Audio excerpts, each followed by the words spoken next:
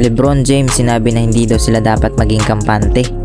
Coach Darvin Ham pinuri itong si Anthony Davis sa pagdepensa ng rim at ganoon na din si D'Lo sa pagiging confident nito sa laro. Sinabi nga po ni LeBron James na hindi nga daw sila dapat maging kampante at kailangan daw nilang i-sustain ang kanilang energy sa laro at ang kanilang kalamangan. Dahil daw sa magkakasunod nilang laro, simula noong Game 1 hanggang Game 3 ay lamang nga daw sila ng double digit na puntos laban sa Denver Nuggets.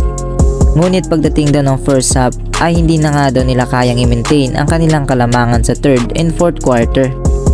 At kailangan daw nilang gawin sa Game 5 ay mag-adjust sa kung ano man ang planong gawin ng Denver Nuggets.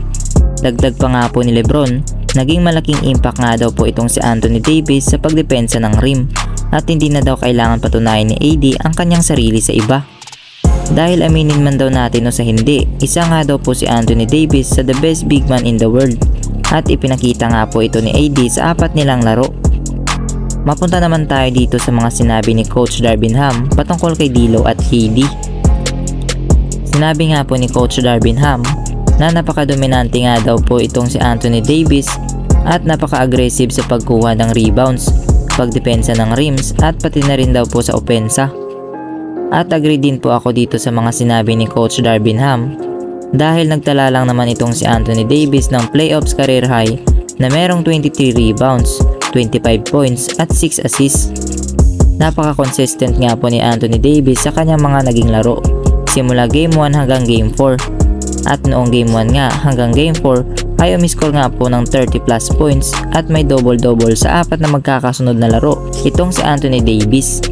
No doubt nga mga idol, talagang napaka-dominante ni AD this playoffs. At ito nga ang mga sinabi ni Coach Darvin Ham kay D'Angelo Russell mga idol. He kind of approached this game. I loved it. I told him to go crazy. Be confident. You've been doing this your whole life. Go crazy and be aggressive. So he looked at me and his little nickname for me is Big Dog. So I got you, Big Dog. Got you. At sobrang proud nga daw si Coach Darvin Ham sa ginawa ni D'Angelo Russell. Dahil noong Game 3 nga ay hindi ito nakapagtala ng puntos. Pero sa Game 4 nga po ay umiscore itong si D'Angelo Russell ng 21 points, 4 assists at merong 4 out of 8 sa 3-point line. At 4 nga po sa first 5 ng Lakers ang nakapagtala ng double digit na puntos.